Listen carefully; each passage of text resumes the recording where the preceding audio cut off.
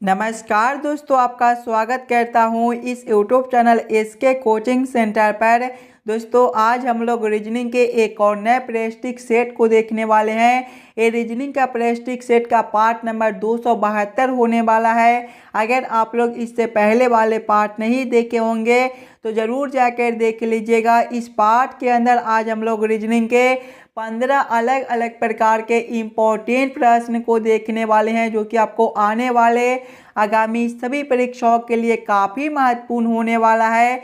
सभी प्रश्न आपके लिए इम्पोर्टेंट प्रश्न है। अभी आपको एग्जाम में कुछ इसी प्रकार के प्रश्न पूछे जाते हैं या फिर आप किसी भी एग्जाम की तैयारी कर रहे हो, ये सारे प्रश्न आपके लिए इम्पोर्टेंट होंगे। तो सभी प्रश्न को पहले आप लोग खुद से ज़रूर सॉल्व कीजिएगा और आप लोग हमारे साथ अंत तक ज़रूर बने रहिएगा। सभी प्रश्न को हम लोग एकदम शॉर्ट ट्रिक के साथ सॉल्व करेंगे। तो चलिए हम लोग 1 नंबर क्वेश्चन की ओर चलते हैं। ये रहा क्वेश्चन नंबर 1। क्वेश्चन नंबर 1 आपको कह रहा है नीचे दिए गए प्रश्न में संबंधित शब्द को चुनिए। संबंधित शब्द चुनने के लिए बोला जा रहा है। प्रश्न आपको कह रहा है जिस प्रकार से झारखंड का संबंध बिहार के साथ है, उसी प्रकार से आप लोगों से पूछा जा रहा है उत्तराखंड का संबंध कौन सा शब्द के साथ होगा, जो इस वाले क्वेश्चन मार्क पे भरे जाएंगे। जब भी आपको इस प्रकार के रीजनिंग के प्रश्न देखने को मिले तो पहले आप लोग यहाँ पर ये समझने की कोशिश कीजिएगा झारखंड से आपका बिहार किस प्रकार से लिखा हुआ है, झारखंड से बिहार आपका किस प्रकार से संबंधित है। उसी प्रकार से आप लोग सोचिएगा उत्तराखंड से आपका कौन सा शब्द बनेगा जो इस वाले क्वेश्चन मार्क पे भरे जाएंगे। अगर आप लोग ध्यान से देखिएगा तो झारखंड राज्य जो है वो बिहार राज्य से अलग होकर बना है। उसी प्रकार से उत्तराखंड राज्य जो है वो आपका उत्तर प्रदेश राज्य से अलग होकर बना है। उत्तर प्रदेश आपका ऑप्शन नंबर बी में दिया गया है, जो कि आपका सही उत्तर हो जाएगा। इस वाले क्वेश्चन मार्क पे आपका उत्तर प्रदेश भरा जाएगा। क्वेश्चन नंबर 1 का आपका ऑप्शन नंबर बी जो है सही उत्तर बनता है। चलिए अगले प्रश्न की ओर हम लोग चलेंगे, क्वेश्चन नंबर 2 की ओर। ये रहा क्वेश्चन नंबर 2। क्वेश्चन नंबर 2 आपको कह रहा है नीचे दिए गए प्रश्न में संबंधित संख्या को चुनिए। इस बार आपको संबंधित संख्या चुनने के लिए बोला जा रहा है। प्रश्न आपको कह रहा है जिस प्रकार से 1 का संबंध 1 के साथ है, उसी प्रकार से आप लोगों से पूछा जा रहा है 25 का संबंध कौन सा संख्या के साथ होगा, जो इस वाले क्वेश्चन मार्क पे भरे जाएंगे। ये जो प्रश्न है ये भी आपके लिए काफ़ी इम्पोर्टेंट प्रश्न है और एकदम आसान सा प्रश्न है। तो पहले आप लोग खुद से ज़रूर सॉल्व करने की कोशिश कीजिएगा। सबसे पहले आप लोग यहाँ पर ये समझने की कोशिश कीजिएगा 1 से 1 हम लोग किस प्रकार से ला सकते हैं। अगर हम लोग सबसे पहले 1 का स्क्वायर करते हैं तो 1 का स्क्वायर आपका 1 होता है। उसी प्रकार से आगे आपका 25 है। जब हम लोग 25 के स्क्वायर करेंगे तो ये आपका 625 बनेगा। 625 आपका ऑप्शन नंबर सी में दिया गया है, जो कि आपका सही उत्तर बनता है। इस वाले क्वेश्चन मार्क पे आपका 625 भरा जाएगा। चलिए अगले प्रश्न की ओर हम लोग चलेंगे, क्वेश्चन नंबर 3 की ओर। ये रहा क्वेश्चन नंबर 3। क्वेश्चन नंबर 3 आपको कह रहा है नीचे दिए गए श्रृंखला को पूरा करें। इस बार आपको श्रृंखला सीरीज से रिलेटेड प्रश्न दिया गया है। एक श्रृंखला सीरीज दिया हुआ है और यहाँ पर क्वेश्चन मार्क है। इस वाले क्वेश्चन मार्क पे आपका कौन सा संख्या भरा जाएगा, ये आप लोगों से पूछ रहा है। दोस्तों जब भी आपको श्रृंखला सीरीज से रिलेटेड प्रश्न देखने को मिले तो सबसे पहले आप लोग श्रृंखला सीरीज को ध्यान से देखिएगा। अगर आप लोग ध्यान से देखिएगा श्रृंखला सीरीज को तो पहले आपका 11 लिखा हुआ है, 11 के आगे 15 है, 15 के आगे आपका 22 है, 22 के आगे 26 है, 26 के आगे 33 है, 33 के आगे 37 है, 37 के आगे आपका 44 है और इसके आगे आपका क्वेश्चन मार्क है। अगर आप लोग यहाँ पर देखिएगा 11 से एक संख्या छोड़कर तो आपका 22 लिखा हुआ है। यहाँ पर जो है वो आपका +11 बनता है। आगे देखिएगा उसी प्रकार से 22 से एक संख्या छोड़कर तो आपका 33 है। फिर से आपका आगे +11 बनता है। आगे देखिएगा 33 से एक संख्या छोड़कर तो आपका 44 है। यहाँ पर भी आपका +11 है। उसी प्रकार से 15 से एक संख्या छोड़कर देखिएगा तो आपका 26 है। यहाँ पर भी आपका +11 बनता है। आगे देखिएगा 26 से एक संख्या छोड़कर तो आपका 37 है। यहाँ पर भी आपका +11 बनता है। उसी प्रकार से 37 से जब आप लोग एक संख्या छोड़कर देखिएगा तो आपका क्वेश्चन मार्क है। ध्यान से देखिएगा +11 तो आगे भी हम लोग +11 करेंगे। 37 + 11 आपका 48 बनता है, यानी कि इस वाले क्वेश्चन मार्क पे आपका 48 भरा जाएगा। 48 आपका ऑप्शन नंबर सी में दिया गया है, जो कि आपका सही उत्तर बनता है। चलिए अगले प्रश्न की ओर हम लोग चलेंगे, क्वेश्चन नंबर 4 की ओर। ये रहा क्वेश्चन नंबर 4। क्वेश्चन नंबर 4 आपको कह रहा है एक्स वाई का बेटा है, वाई जेड की पत्नी है, डब्लू जेड का पिता है, तो वाई डब्लू का क्या होगा, ये आप लोगों से पूछ रहा है। ये जो प्रश्न है ये आपका ब्लड रिलेशन से रिलेटेड प्रश्न है। और जब भी आपको इस प्रकार के प्रश्न देखने को मिले तो पहले आप लोग प्रश्न को ध्यान से पढ़िएगा और समझने की कोशिश कीजिएगा।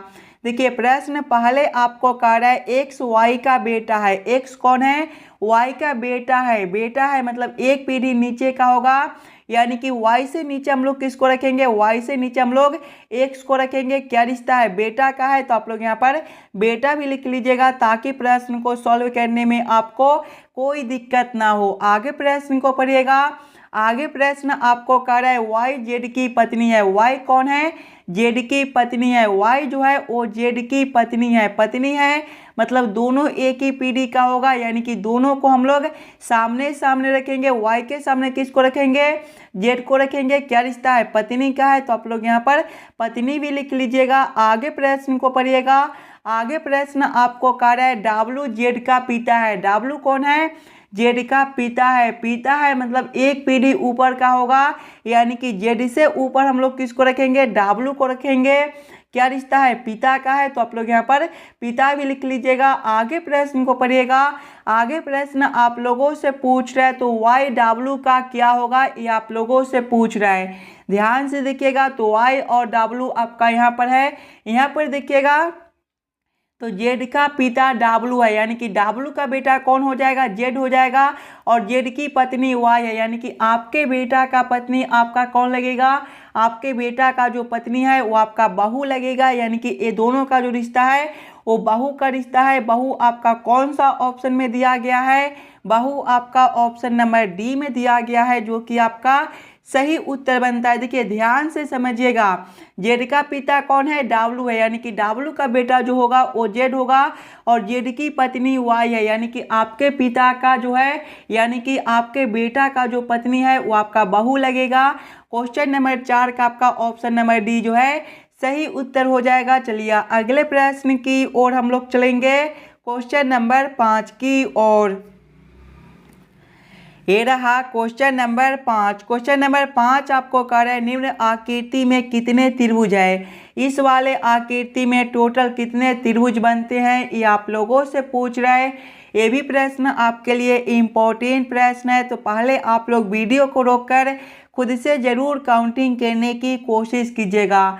अगर आप लोग ध्यान से देखिएगा आकृति को तो देखिए पहला त्रिभुज आपका ए बनेगा, दूसरा आपका ए हो जाएगा, और तीसरा आपका यहाँ से लेकर यहाँ तक भी एक बनता है, ये आपका तीसरा हो जाएगा। चौथा आपका ए बनता है, पांचवा ए हो जाएगा, छठा ए बनेगा, सातवां आपका ए बनेगा, आठवां ए हो जाएगा, नौवां आपका ए बनेगा, और 10वां जो है वो आपका यहाँ से लेकर यहाँ तक ये एक बनता है, ये आपका 10वां हो जाएगा। यानी कि इस वाले आकृति में आपके टोटल 10 ट्रायंगल त्रिभुज बनते हैं। 10 आपका ऑप्शन नंबर सी में दिया गया है, जो कि आपका सही उत्तर हो जाएगा। चलिए अगले प्रश्न की ओर हम लोग चलेंगे, क्वेश्चन नंबर 6 की ओर।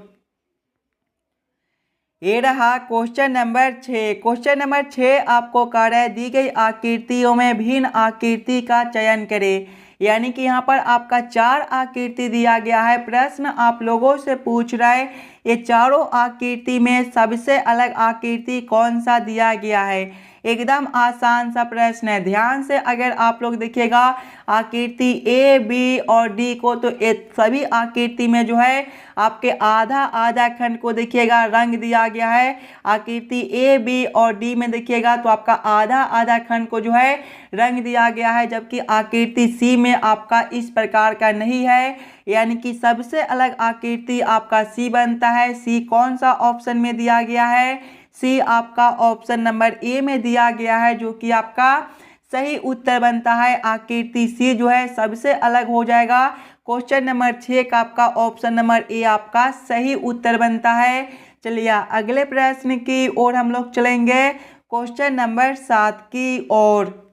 ये रहा क्वेश्चन नंबर 7। क्वेश्चन नंबर 7 आपको कह रहा है 52 छात्रों की कक्षा में राहुल का क्रम 15वां है, आखिर से उसका क्रम क्या होगा, ये आप लोगों से पूछ रहा है। ये जो प्रश्न है एकदम आसान सा प्रश्न है, थोड़ा सा दिमाग लगाइएगा तो इस वाले प्रश्न को आप लोग एकदम आसानी के साथ सॉल्व कर पाइएगा। देखिए पहले प्रश्न को ध्यान से पढ़िएगा और समझने की कोशिश कीजिएगा। देखिए प्रश्न पहले आपको कह रहा है 52 छात्रों की कक्षा में राहुल का क्रम 15वां है, यानी कि कक्षा में कुल कितने छात्र हैं? कुल जो है वो आपके 52 छात्र है और राहुल का क्रम 15वां है। यानी कि पहले हम लोग जो है 52 - 15 करेंगे तो आपके कितने बचेंगे? 37 बचेंगे। यानी कि जो है 15वां नंबर पर जो है वो राहुल है। मान लीजिए कि 15वां नंबर आपका यहाँ पर है, तो इधर आपके 37 स्टूडेंट बचते हैं। आप लोगों से क्या पूछ रहा है? आखिर से उसका क्रम क्या होगा, आखिर से राहुल का क्रम क्या होगा, ये आप लोगों से पूछ रहे हैं। देखिए इधर आपके 37 बच्चे बचते हैं और राहुल का क्रम पूछ रहे हैं, तो एक आपका राहुल, यानी कि 37 + 1 करेंगे तो आपके कितने हो जाएंगे? 37 + 1 करने पर आपका 38 बनता है। यानी कि जो है राहुल का आखिर से जो क्रम बनेगा वो 38वां क्रम बनेगा। 38 आपका ऑप्शन नंबर बी में दिया गया है, जो कि आपका सही उत्तर बनता है। चलिए अगले प्रश्न की ओर हम लोग चलेंगे, क्वेश्चन नंबर 8 की ओर। ये रहा क्वेश्चन नंबर 8। क्वेश्चन नंबर 8 आपको कह रहा है नीचे दिए गए प्रश्न में लुप्त संख्या ज्ञात करें। इस बार आपको मिसिंग नंबर से रिलेटेड प्रश्न दिया गया है। यहाँ पर आपका एक क्वेश्चन मार्क है। इस वाले क्वेश्चन मार्क पे आपका कौन सा संख्या भरा जाएगा, ये आप लोगों से पूछ रहा है। दोस्तों ये भी प्रश्न आपके लिए इम्पोर्टेंट प्रश्न है, तो पहले आप लोग खुद से ज़रूर सॉल्व करने की कोशिश कीजिएगा। जब भी आपको मिसिंग नंबर से रिलेटेड प्रश्न देखने को मिले तो पहले आप लोग क्वेश्चन के पैटर्न को समझने की कोशिश कीजिएगा। अगर आप लोग ध्यान से देखिएगा प्रश्न को, तो इस वाले लाइन से देखिए आपका बड़ा बड़ा संख्या दिया गया है, 49 है, 64 है और 169 है। और जब भी आपको इस प्रकार के मिसिंग नंबर से रिलेटेड प्रश्न देखने को मिले तो ऐसे प्रश्न को पहले हम लोग इस वाले लाइन से सॉल्व करने की कोशिश करेंगे। सबसे पहले हम लोग ये समझने की कोशिश करेंगे यहाँ पर आपका 1, 4 और 2 से 49 किस प्रकार से लिखा हुआ है। अगर आप लोग ध्यान से देखिएगा तो 49 जो है ये आपका 7 का स्क्वायर होता है। यानी कि पहले हम लोग ये समझने की कोशिश करेंगे 1, 4 और 2 से हम लोग 7 किस प्रकार से ला सकते हैं।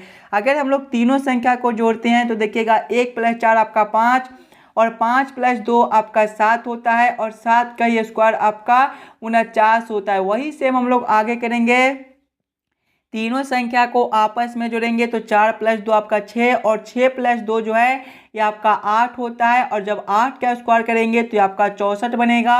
देखिए 64 आपका यहाँ पर दिया हुआ है। यानी कि इसी प्रकार से इस वाले प्रश्न को हम लोग सॉल्व कर सकते हैं। यहाँ पर देखिएगा आपका 169 है। 169 जो है ये आपका 13 का स्क्वायर होता है। यानी कि ये तीनों संख्या को आपस में जोड़ने पर कितना आना चाहिए? 13 आना चाहिए। ध्यान से देखिएगा तो आपका 2 संख्या दिया गया है, पहला और दूसरा और तीसरा। तो पहले दूसरे और तीसरे संख्या को आपस में जोड़ेंगे, 5 + 3 आपका 8 होता है और पहला संख्या आपका क्वेश्चन मार्क है।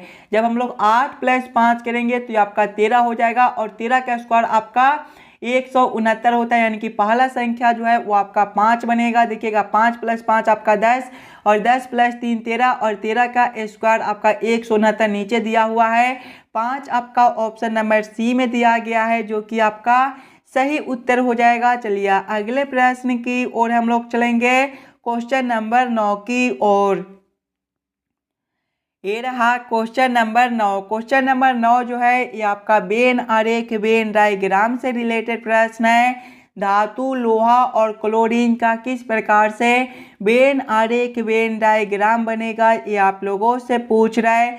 सबसे पहले आप लोग यहाँ पर ये समझने की कोशिश कीजिएगा, धातु लोहा और क्लोरीन में कौन शब्द किसके साथ संबंधित है, किसके अंदर हम लोग किसको रख सकते हैं। अगर आप लोग ध्यान से देखिएगा तो लोहा भी आपका एक धातु होता है, यानी कि धातु के अंदर हम लोग लोहा को रख देंगे। यानी कि सबसे पहले हम लोग धातु के लिए एक गोला बना लेंगे और धातु के अंदर आपका लोहा हो जाएगा। और क्लोरीन को देखिएगा तो क्लोरीन आपका एक प्रकार का गैस होता है, यानी कि ये दोनों से अलग आपका क्लोरीन हो जाएगा। क्लोरीन आपका ये दोनों शब्द से अलग बनता है, यानी कि इसका वेन आरेख वेन डायग्राम आपका कुछ इस प्रकार से बनेगा।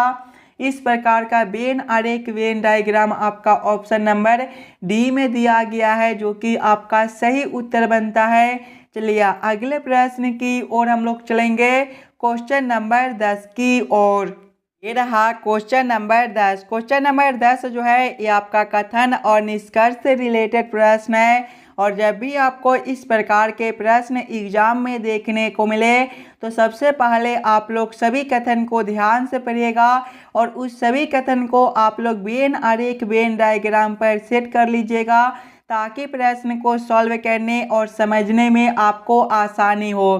देखिए कथन आपको कह रहा है सभी पत्थर हीरे है। सभी पत्थर क्या है, हीरे है। इसका वेन आरेख वेन डायग्राम आपका किस प्रकार से बनेगा, हीरे के अंदर जो है वो आपके पत्थर हो जाएंगे।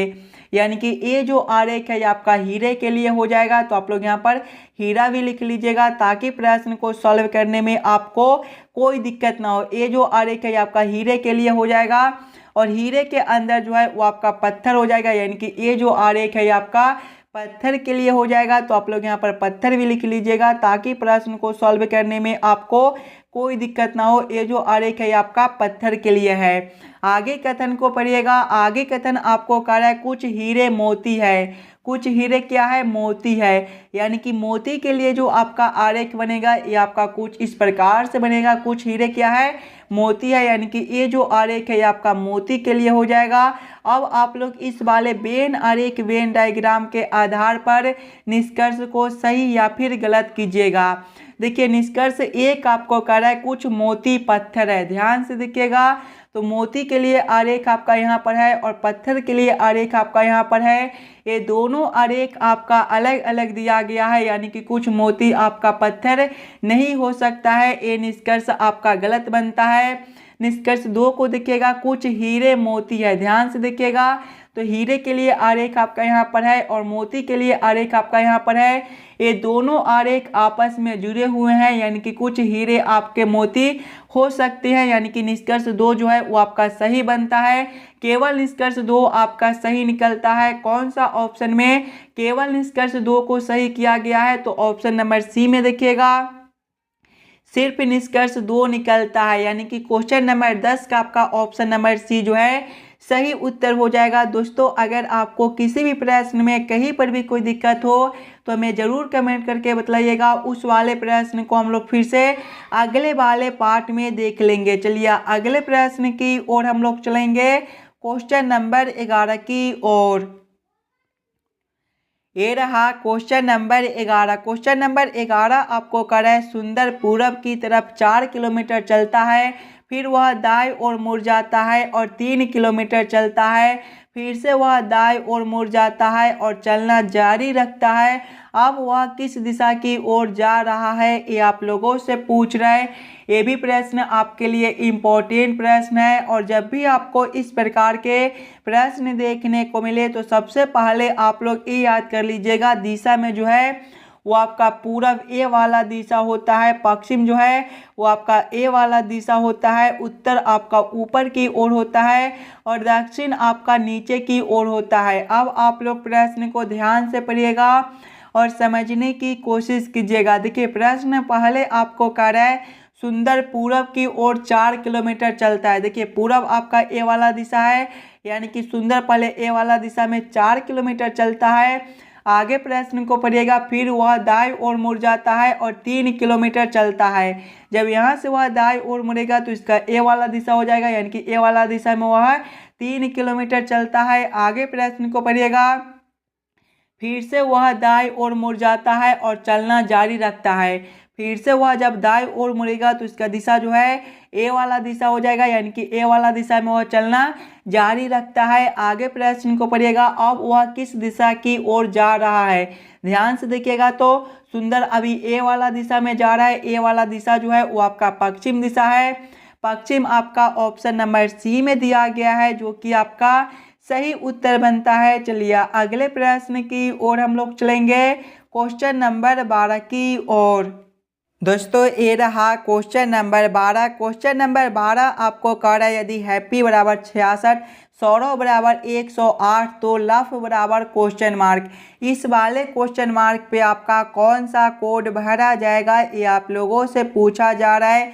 ये जो प्रश्न है ये आपका कोडिंग डिकोडिंग से रिलेटेड प्रश्न है। और जब भी आपको इस प्रकार के प्रश्न देखने को मिले तो सबसे पहले आप लोग यहाँ पर ये समझने की कोशिश कीजिएगा, हैप्पी से आपका 66 किस प्रकार से लिखा हुआ है, सौरव से आपका 108 किस प्रकार से लिखा हुआ है, उसी प्रकार से आप लोग सोचेगा लफ से आपका क्या कोड बनेगा। ध्यान से देखिएगा, अगर आप लोग हैप्पी को तो हैप्पी जो है ये आपका HAPPY से मिलकर बनता है। HAPPY को हम लोग क्या करेंगे ताकि हमारा 66 बन जाए। अगर हम लोग हैप्पी के सभी अक्षर को पहले ABCD के क्रमानुसार लिखते हैं तो देखिएगा पहले आपका H है, H जो है ये आपके 8वें नंबर पर होता है, A है पहले नंबर पर होता है, P है 16वें नंबर पर होता है, फिर से P है 16वें नंबर पर होता है, उसके बाद Y है ये आपका 25वें नंबर पर होता है। सभी को आपस में जोड़िएगा तो देखिए 8 प्लस 1 आपका 9 होता है, 9 प्लस देखिएगा तो 9 प्लस 16 जो है ये आपका 25 होता है और 25 प्लस 25 आपका 50 और 50 प्लस 16 जो है ये आपका 66 बनता है। देखिए 66 आपका यहाँ पर दिया हुआ है। उसी प्रकार से आगे आपका दिखेगा तो सौरव है, सौरव जो है ये आपका SORROW से मिलकर बनता है। इसके भी सभी अक्षर को हम लोग ABCD के क्रमानुसार लिखेंगे। तो देखिए पहले S है ये आपका 19वें नंबर पर होता है, उसके बाद आपका O है ये आपका 15वें नंबर पर होता है, R है 18वें नंबर पर होता है, फिर से आपका R है ये आपका 18वें नंबर पर होता है, उसके बाद O है 15वें नंबर पर होता है, उसके बाद आपका W है ये आपका 23वें नंबर पर होता है। सभी को आपस में जोड़िएगा तो 19 प्लस 15 जो है 19 प्लस 15 जो है ये आपका 34 होता है और 34 प्लस 18 जो है 34 प्लस 18 को जोड़िएगा तो 34 प्लस 18 जो है ये आपका 52 होता है। 52 प्लस 18 जो है 52 प्लस 18 को जोड़िएगा तो आपका 70 हो जाएगा। 70 प्लस 15 जो है ये आपका 85 होता है और 85 प्लस 23 जो है ये आपका 108 बनता है। ध्यान से देखिएगा तो 108 आपका यहाँ पर लिखा हुआ है, यानी कि इसी प्रकार से इस वाले प्रश्न को हम लोग सॉल्व कर सकते हैं। तो वही सेम हम लोग आगे लफ के साथ करेंगे। लफ जो है ये आपका LAUGH से मिलकर बनता है। इसके भी सभी अक्षर को पहले हम लोग ABCD के क्रमानुसार लिखेंगे। तो देखिए L जो है ये आपके 12वें नंबर पर होता है, ये आपका पहले नंबर पर, U आपका 21वें नंबर पर, आगे आपका G है 7वें नंबर पर और H आपका 8वें पर। सभी को आपस में जोड़िएगा तो 12 प्लस 1 आपका 13, 13 प्लस 21 जो है 34, 34 प्लस 7 जो है ये आपका 41 और 41 प्लस 8 जो है ये आपका 49 बनता है। 49 आपका ऑप्शन नंबर बी में दिया गया है, जो कि आपका सही उत्तर बनता है। इस वाले क्वेश्चन मार्क पे आपका 49 भरा जाएगा। क्लियर है। चलिए अगले प्रश्न की ओर हम लोग चलेंगे। ये रहा क्वेश्चन नंबर 13। क्वेश्चन नंबर 13 आपको कह रहा है नीचे दिए गए अक्षर श्रृंखला को पूरा करें। इस बार आपको अक्षर श्रृंखला से रिलेटेड प्रश्न दिया गया है। एक अक्षर श्रृंखला दिया हुआ है और यहाँ पर आपका एक क्वेश्चन मार्क है। इस वाले क्वेश्चन मार्क पे आपका कौन सा अक्षर भरा जाएगा ये आप लोगों से पूछ रहा है। सबसे पहले आप लोग अक्षर श्रृंखला को ध्यान से देखिएगा और समझने की कोशिश कीजिएगा आपका किस प्रकार का अक्षर श्रृंखला दिया हुआ है, इसे हम लोग कैसे जल्द से जल्द सॉल्व कर सकते हैं। अगर आप लोग ध्यान से देखिएगा तो पहले आपका ए से डी दिया गया है। देखिए ए जो है ABCD के क्रम में पहले नंबर पर होता है और डी आपका चौथे पर, यहाँ पर +3 है। आगे देखिएगा तो डी से आपका जी है, डी आपका चौथे नंबर पर होता है और जी आपका 7वें पर, यहाँ पर भी आपका +3 बनता है। आगे देखिएगा तो जी से आपका जे है, जी 7वें नंबर पर होता है, जी आपका 10वें पर, यहाँ पर भी आपका +3 है। आगे देखिएगा तो जे से आपका एम है, जे आपका 10वें पर होता है, एम 13वें पर, यहाँ पर भी आपका +3 है। और आगे देखिएगा तो आपका क्वेश्चन मार्क है, ध्यान से देखिएगा सभी में +3 कर दिया गया है, तो आगे भी हम लोग +3 करेंगे। एम आपका 13वें नंबर पर होता है, 13 + 3 आपका 16 और 16वें पर पी बनता है। पी आपका ऑप्शन नंबर डी में दिया गया है जो कि आपका सही उत्तर हो जाएगा। चलिए अगले प्रश्न की ओर हम लोग चलेंगे, क्वेश्चन नंबर 14 की ओर। ये रहा क्वेश्चन नंबर 14। क्वेश्चन नंबर 14 आपको कह रहा है यदि P का अर्थ भाग कॉमा Q का अर्थ गुना कॉमा R का अर्थ जोड़ और S का अर्थ घटाओ हो तो इस वाले समीकरण का मान क्या होगा, ये आप लोगों से पूछ रहा है। सबसे पहले आप लोग प्रश्न को ध्यान से पढ़िएगा और समझने की कोशिश कीजिएगा। देखिए प्रश्न पहले आपको कह रहा है P का अर्थ भाग है, यानी कि इस वाले समीकरण में जहाँ पर आपका P दिया गया है वहाँ पर हम लोग भाग को रखेंगे, Q का अर्थ गुना यानी कि Q के जगह पे गुना को रखेंगे, R का अर्थ जोड़ है, R के जगह पे जोड़ को रखेंगे और S का अर्थ घटाव है तो इसके जगह पे घटाव को रखकर इस वाले समीकरण को हम लोग हल कर लेंगे। सबसे पहले देखिएगा तो 18Q 12 है, 18Q 12 है। Q का अर्थ क्या है, Q का अर्थ गुना है, तो यहाँ पर आपका जो है वो गुना 12 हो जाएगा। उसके बाद आपका P है, P का अर्थ भाग है, तो यहाँ पर आपका भागा 4 हो जाएगा। उसके बाद आपका R है, R का अर्थ जोड़ है तो जोड़ 5 हो जाएगा। उसके बाद S है, S का अर्थ घटाव है तो घटाव 6 हो जाएगा। जब इस वाले समीकरण को हम लोग हल करेंगे तो सबसे पहले भाग के काम करेंगे, उसके बाद गुना के, उसके बाद घटाव के और उसके बाद जोड़ के। देखिए पहले भाग के काम करेंगे तो 18 गुना करेंगे 12 भागा 4 आपका 3 हो जाएगा, जोड़ करेंगे 5, घटाव करेंगे 6। आगे देखिएगा 18 गुना 3 जो है ये आपका 54 होता है, 54 + 5 जो है ये आपका 59 होता है और 59 - 6 जो है ये आपका 53 बनता है। 53 आपका ऑप्शन नंबर बी में दिया गया है जो कि आपका सही उत्तर हो जाएगा। इस वाले क्वेश्चन मार्क पे आपका 53 भरा जाएगा। क्लियर है। चलिए अगले प्रश्न की ओर हम लोग चलेंगे, क्वेश्चन नंबर 15 की ओर। ये रहा क्वेश्चन नंबर 15। क्वेश्चन नंबर 15 आपको कह रहा है नीचे दिए गए प्रश्न आकृति को पूरा करें। यहाँ पर आपका जो है वो प्रश्न आकृति दिया हुआ है और इस वाले प्रश्न आकृति को किस प्रकार से हम लोग पूरा कर सकते हैं ये आप लोगों से पूछ रहा है। ध्यान से देखिएगा तो आपका यहाँ पर एक क्वेश्चन मार्क है, इस वाले क्वेश्चन मार्क पे आपका किस प्रकार का आकृति भरा जाएगा ये आप लोगों से पूछ रहा है। अगर आप लोग ध्यान से देखिएगा आकृति को तो सबसे पहले आपका यहाँ पर कुछ इस प्रकार का आकृति बनता है और इसमें देखिएगा तो एक लाइन आपका इस प्रकार से है और एक लाइन आपका इस प्रकार से है। आगे अगर आप लोग देखिएगा तो देखिए अब कुछ इस प्रकार का आपका आकृति बनता है, यानी कि इस वाले आकृति को पूरा करने के लिए आपको कुछ इस प्रकार से जो है वो 2 लाइन लेने होंगे। आगे देखिएगा तो इसमें भी आपका एक लाइन ऐसे है तो ए वाला लाइन आपका इस प्रकार से हो जाएगा, यानी कि इस वाले आकृति को पूरा करने के लिए हम लोग किस प्रकार के लाइन लिए हैं, सबसे पहले इस प्रकार के 2 लाइन और उसके बाद इस प्रकार के एक लाइन। इस प्रकार का उत्तर आकृति देखिएगा आपका कौन सा ऑप्शन में दिया गया है, इस प्रकार का उत्तर आकृति आपका ऑप्शन नंबर बी में दिया गया है जो कि आपका सही उत्तर बनता है। आशा करता हूं दोस्तों आप लोग सभी प्रश्न को बढ़िया से समझ गए होंगे। अगर आपको किसी भी प्रश्न में कहीं पर भी कोई दिक्कत हो तो हमें ज़रूर कमेंट करके बताइएगा और जितने बच्चे इस वाले YouTube चैनल पर नए हो चैनल को सब्सक्राइब और वीडियो को लाइक जरूर कर दीजिएगा। चलिए हम लोग मिलते हैं आपसे अगले वीडियो में। धन्यवाद।